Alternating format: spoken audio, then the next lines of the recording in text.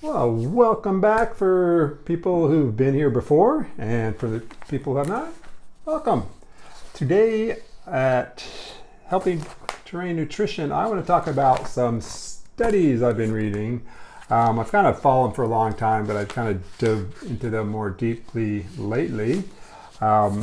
Since, as most of you know, that I work with my clients on reducing inflammation and pain. A lot of time it's chronic pain with, back spasms, people who have degeneration, protrusions, swollen back joints, as well as knees, hips, necks, upper, lower, middle back.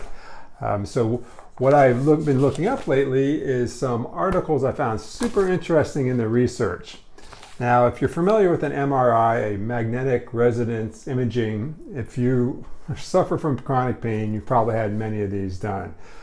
It's looking at your structure of your body, your joints and your spine. A lot of times it's on the back for the spine. They see degenerated discs or bulging discs, etc. And the interesting part about this is it's kind of like the gold standard when it comes to analyzing, I guess, or like categorizing people and their pain. But the interesting part, now with these studies coming up, they are showing that they've done the studies on people who are healthy or who are not experiencing pain. They've done MRIs on their back, and they found that some studies up to 80% of the people with no pain have degenerative discs, they have bulging discs, protrusions, and these are people without pain. So it makes you wonder why those particular people are not experiencing pain, while if you're like I was a decade ago, I had all those things and I was experiencing the pain. So what's the difference there? Well, another study I thought was interesting was from the New England Journal of Medicine, one of the big boys in the field there. And they found that they did a study when they took MRIs of healthy people, their knees, looking at their meniscus. So for meniscus, let me show you right here, see if you can see that. So this is a knee joint, and the two bones of your knee, obviously, it would be pretty rough if they were just grinding on each other. Think of two rocks rubbing together. But in between there is a spongy area there. They call the meniscus. It's a cushion filled with synovial fluid. They kind of cushion that so it doesn't rub bone on bone. Now, what they found with the healthy people is that 60% of them had tears in the meniscus, but no pain. So this is something I can relate to from 15 years ago. I had a big old chunk of my meniscus taken out because I was in severe pain. So you would think that would be more debilitating than it actually is to me. It was at the time before I figured out how to remove and cut out and quell the pain, I guess you could say, in my body. So now with a big chunk of my meniscus and my right knee gone, I'm actually able to run marathons of 26.2 miles without any pain in that knee. Now, don't get me wrong, running 26 miles is painful in the act of doing it. So running marathons are not healthy endeavors, just so you know that. It's more of a mental thing, being able to do that. So I don't promote crazy amounts of endurance training like that. For me, it was more of overcoming mental blocks than anything. But that being said, it's painful to run that far, obviously, because it's just repetitive, but my knees don't hurt. 15 years ago, I never thought that would be possible. And so that same thing goes with the back. So the question is, why do some people have all this apparent damage on MRIs and not experience pain, and other people, either there's no damage showing up on your MRIs, but you're still in that pain, or there is minimal damage and your pain level seems to be higher than the damage would indicate. Now, what I found in my journey of, it was 3 decades really, so started as a kid with chronic knee issues and back issues. So 30 years of that, for me it was debilitating, kept me from participating actively in life like I really wish I could, especially raising kids. If you're unable to, pick up your kids and toss them around because you're laid out on the floor from back spasms, you can probably relate to the things you're missing out on, the emotional toll it took.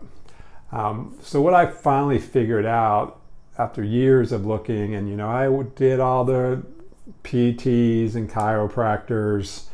I love my acupunctures. I love my massage. I really love my meds and my alcohol.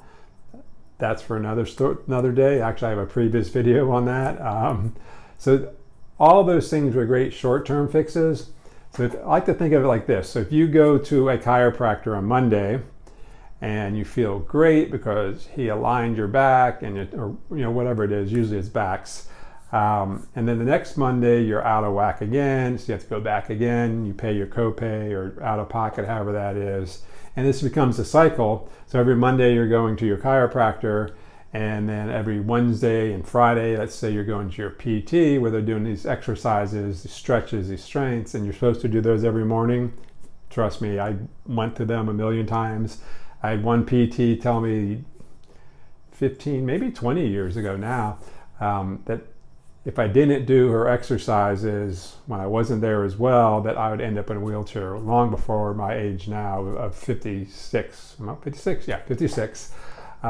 So it's, if you've been there, if you're there, if you're trying all those things, I don't blame those therapists and doctors, etc., because they are there teaching you how to relieve the pain in the immediate. And then obviously there's a whole world of drugs. I'm pretty sure most people can understand that taking drugs for the rest of your life is not a healthy endeavor. It's worse than marathons, trust me. So what I figured out was, I'm like, all right, that stuff, I'm going back every week. Am I going to do this? This was, 15 years ago, I would have been 40, right? Am I going to go back for another 50 years doing this 2-3 times a week? Probably get worse because it wasn't getting better. So I figured I had to do something, right?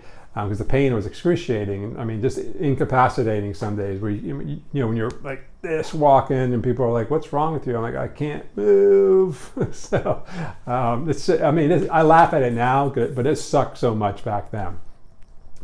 So what I figured out, well, first of all, diet is huge. For anybody that tells you that, like a doctor says your diet has nothing to do with it, I'm just going to flat out say that's wrong. That's BS. So diet's huge. And that was the first thing I did back then. Research, looked into it. Research like this. We didn't have the access to internet quite as much as we do now back then, but still able to find information.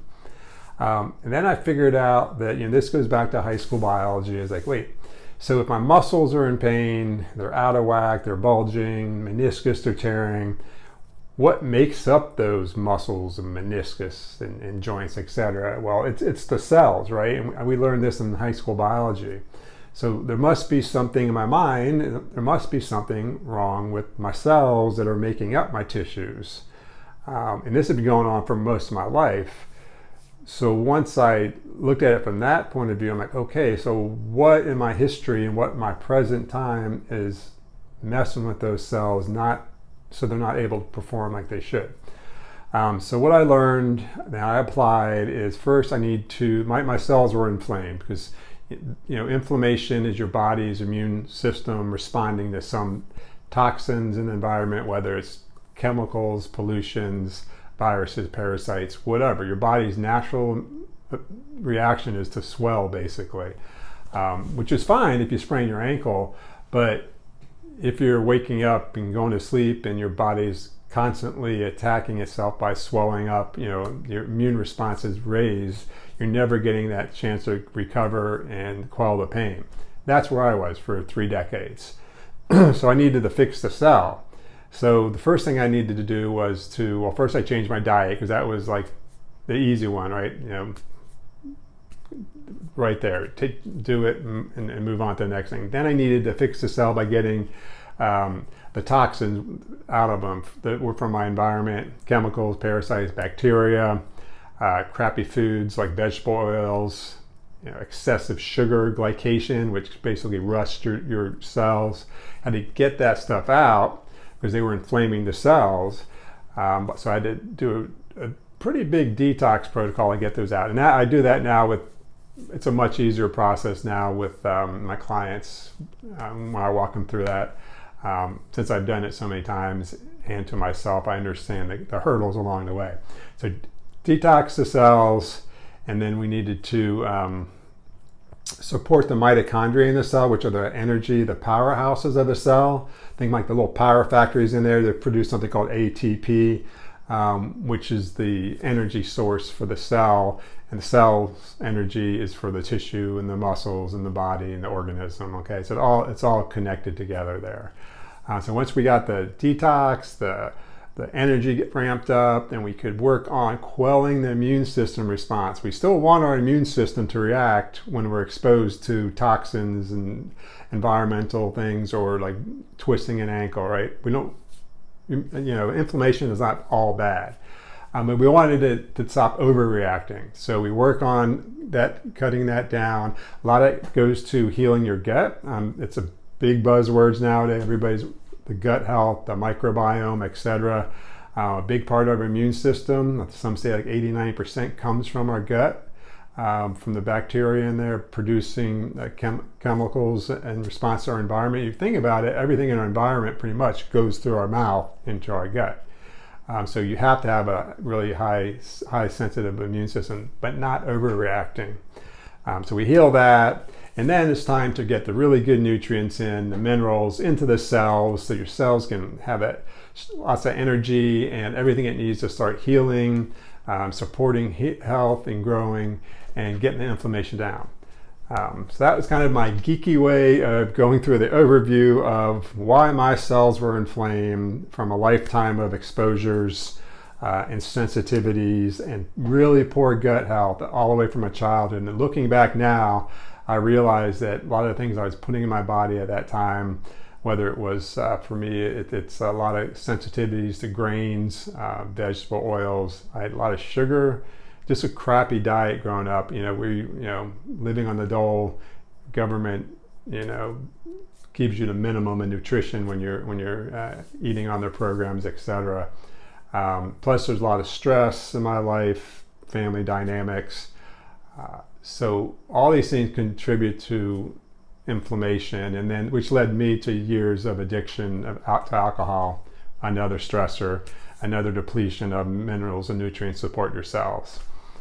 So now I am at a point now in my life, I'm happy to say at 56, I'm feeling like I probably should have felt in my 20s, 30s, because I'm super active. I don't take any medications. I can run marathons. I love hiking. I just got a new puppy, so we can walk the puppy, the old dog. And I'm still rebuilding, but it's more for a longevity thing. So I do lots of different techniques, which I'll share in the YouTube videos as we come along. I just wanted to get this kind of foundational one out. I want to give a shout out because I started this YouTube channel a while ago. A really good friend of mine from my childhood the other day I talked to just out of the blue, and he said he was inspired by what I was doing, and he saw that I really meant it and was passionate about it, and just suggested I should share it on YouTube so other people can benefit from it. So I hope you do, and please follow along, just hit follow so you know when new episodes come out. And I'm going to share more techniques on exact things to do. Obviously, I can't go as deep as I can, individual with my clients, because I know them, I know their specific needs, but I can give lots of big overview things that you can try yourself. The first thing to do, I have the big five of mine, and I've done some share of that on my Facebook and Instagram. And my big five, I call them the fundamentals of health. I used to have 4. And then I added a 5th one on there. It's easy enough to remember. I just call them my REMS plus C, so REMS. If you grew up in the 80s, REM, S and C. R is for resting and sleep. E is for what you eat and your nutrition. M is for your movement.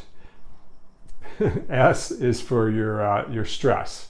And then I added the C on there for community, and that's building community. So if you focus on those 5 things, right? Those 5 things, and I'll talk more about each one of those individually.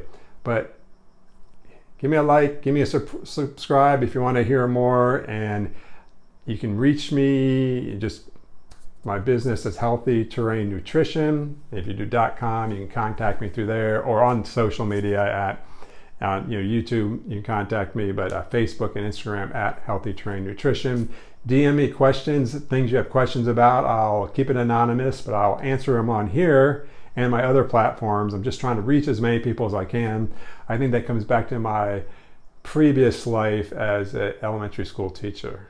I just like to teach people, give them the tools, teach you how to fish so you can go off and fish and enjoy an active, fun-filled life, man. 56. I figure I'm counting down to 100. So I'm actually 44 years old if you do it by that. So 44 years till I get to 100. 100. That's the plan, and that's going to be healthy, happy, and just enjoying life and having fun. And I hope to help as many people along the way. I've got about 40 years to help as many people as I can. So let's make this happen. Share and ask your questions.